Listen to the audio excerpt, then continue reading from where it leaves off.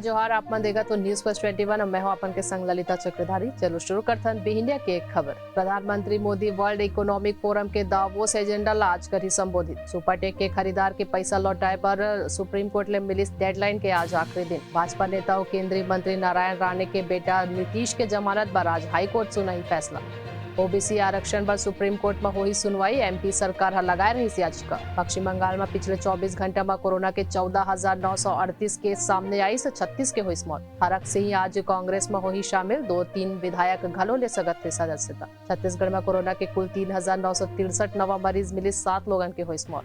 Chhattisgarh Orissa border में फेर पकड़ाइस गांजा। 2.5 लाख रुपए के माल के संग 5 गिरफ्तार। उत्तर प्रदेश विधानसभा चुनाव पर आपके पहली सूची जारी। लिस्ट में 150 कैंडिडेट्स के नाम है शामिल। देश में एक्टिव केस 16 लाख के पार। एक दिन में 1.47 लाख मरीज हुई ठीक। ऐसा नहीं तमाम जानकारी ने लगातार अपडेट रहे पर हमारे चैनल लाइक और सब्सक्राइब करना जन भूलो। नोटिफिकेशन पर बेल आइकन ना घालो दबाओ। देखत रहो न्यूज़ प्लस 21 आप मन के हक की बात।